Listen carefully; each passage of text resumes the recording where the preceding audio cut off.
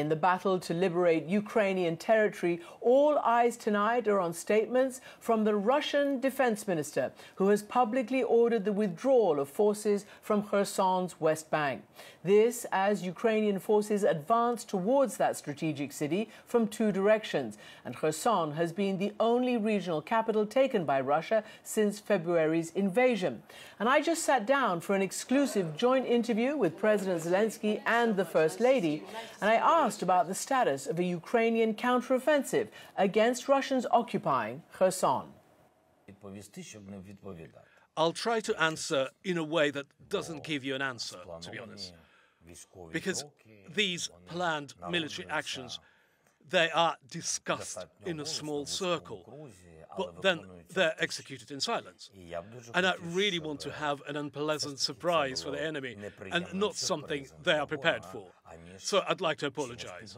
But at any rate, our people and your public need to know that we're working on some very serious steps with a positive outcome for the citizens of Ukraine and all those communities that support peace in Ukraine. But the president warned not to take Russian public statements at face value about withdrawing from Kherson, saying they could just be a regroup. Our conversation also takes place as the results from America's midterms begin pouring in, a vote that's been watched here and around the world. President Zelensky told me he hopes vital U.S. support continues. We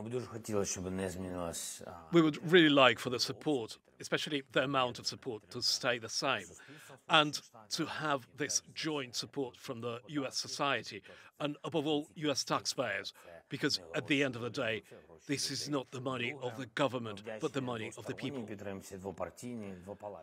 And secondly, we are grateful for bipartisan support.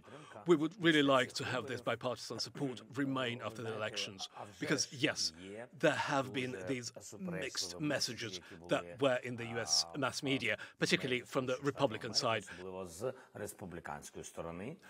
And for us, it's very important to preserve this level of support, because the US support sends a very significant, powerful signal, and it has an impact also on the amount of support coming from the EU countries and some of the countries outside the EU as well. So whenever the United States supports us financially, then Europe joins this support as well. Just a few years ago, then comedian Volodymyr Zelensky and his architect-trained wife Olena Zelenska could never have guessed they'd be thrust into the spotlight as wartime president and spouse. Because of security concerns, they don't get to spend much time together these days. But when we met, the thrust and parry of marital life, love, and a sense of humor were all on display. What strength do you get from each other? If I can? Yes. That is my love, and that is my best friend, so that is my energy. I wanted to answer your question at the very beginning, when Olena told you like she prepared breakfast for the children in the morning and prepare clothes and etc. And what I wanted to tell you that, but I have no such possibility. So nobody gives me breakfast in the morning. I mean that it's such difficult period. A note of humor amid the darkness. Tune in tomorrow night to see the rest of this interview, a global exclusive with the first couple who've become role models for their own people and for many around the world.